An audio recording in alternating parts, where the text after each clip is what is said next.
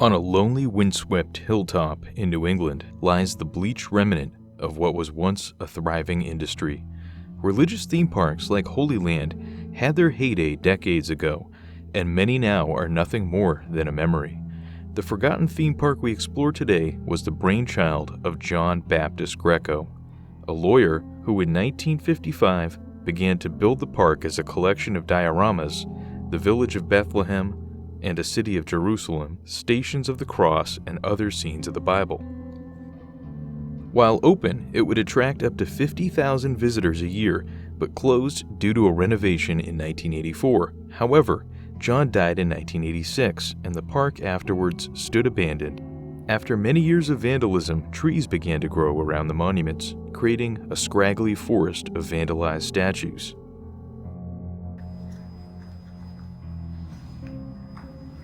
Also, somebody painted this baby black. I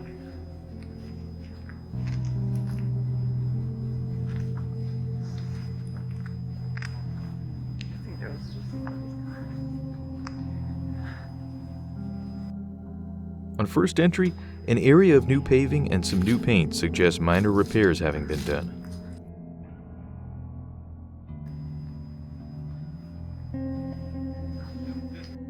I know, I saw, I don't know if they're security or what. A car pulls up and two men watch us as we ascend the hill. Or just somebody else checking it out.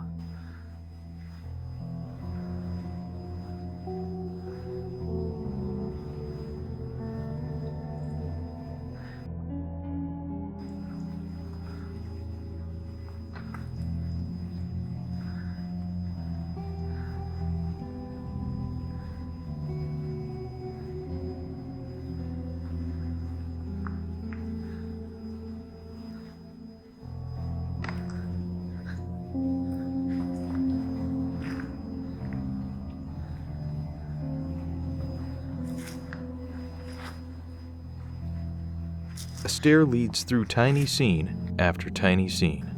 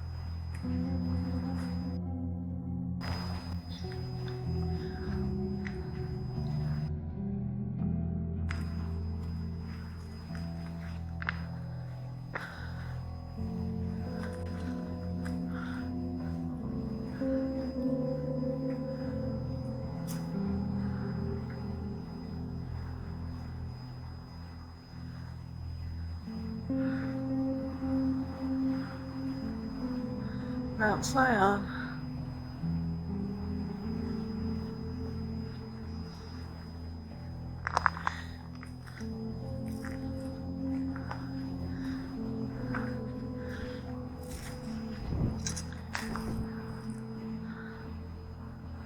The wind whips through the miniature abandoned streets.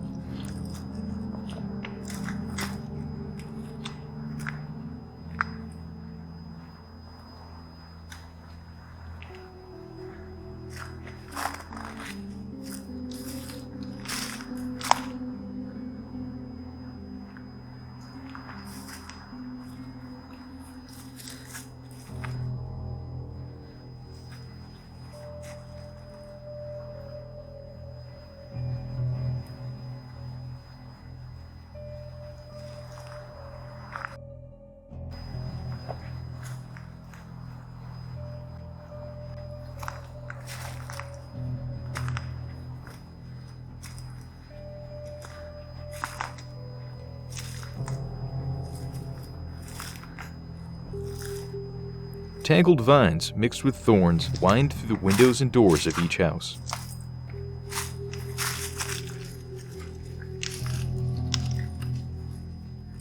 Little mini abandoned building.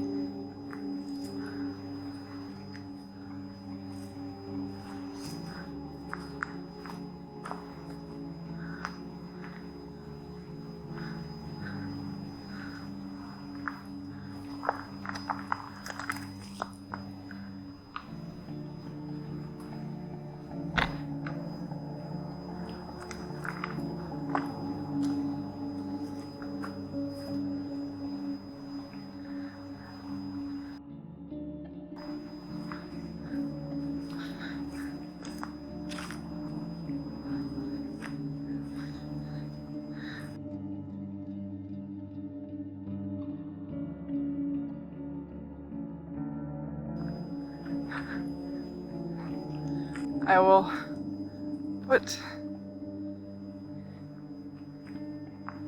enmities between these and the woman, thy seed and her seed.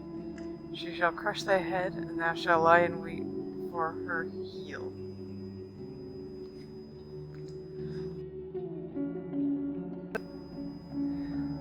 Oh, there was a sphinx. It's gone now, though. Oh, and another pyramid. Yeah. Yeah, he's got no face.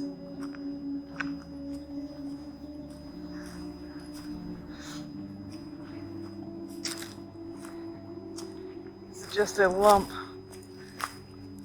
Notably, the Jesus statue that once stood near this area is completely gone, and the Sphinx's head has been removed. We head further up towards the top region.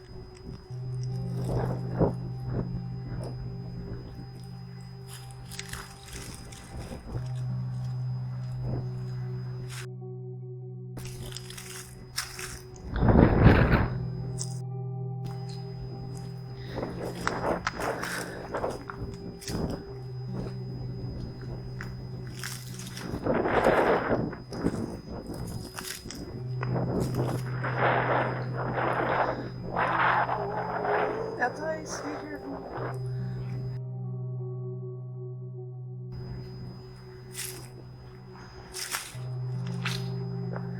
A grouping of crosses sits at the summit. With the largest cross looming in the distance, we head upwards.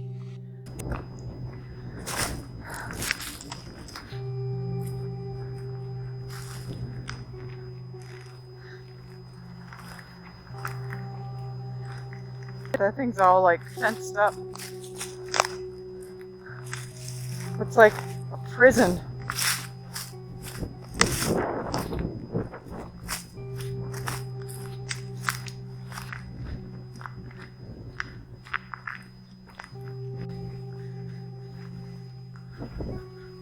It was here at this very spot, near the end of the murkiest period of Holy Land's history, that a horrific event occurred on the site. In July 2010, a local teen, Chloe Ottman, agreed to meet a friend of her boyfriend named Francisco Cruz at Holy Land. She was fond of exploring and going on what she called epic adventures. Francisco pitched the idea of going on a new one by walking to the top of Holy Land. Once they reached the metal cross at the top, they began to drink cans of the alcoholic beverage juice. Francisco secretly had a crush on Chloe and began to make passes and grab at her. According to his testimony, she resisted as they lay on the ground, and eventually she elbowed him in the face, screaming for help in the dark and abandoned park. He then strangled and raped her and strangled her again, finally stabbing her in the neck, cutting an artery, and leaving her dead in the overgrown brush. They had been friends for years. He admitted to the crime 2 days later. In 2011, he was sentenced to 55 years in prison. Chloe's nearby grave reads simply, "We love you forever." Holy Land has been changing slowly since the shocking crime awoke a new interest in the abandoned site. Shortly after the crime, efforts were made to cut back the brush and tree cover, exposing the bleached skeletons of the dioramas. Other failed efforts since my first visit here to revive the park have made minor changes with pavement, repair of the dioramas, and more recently, the erection of a larger floodlit cross at the top. A statue sits high above. At the entrance on the hillside where once stood a huge Bible of the 10 Commandments still stands the iconic hillside sign. In a new and perhaps final chapter, the park was recently bought by the city's mayor who has plans to revamp and possibly reopen the site anew. They may sense a change is in the air as new sites such as Ark Encounter and Holy Land Experience appear across the U.S. Only time will tell at this timeless miniature landscape of decay. Join us next time as we explore an abandoned and crumbling mansion. Subscribe and explore with us today.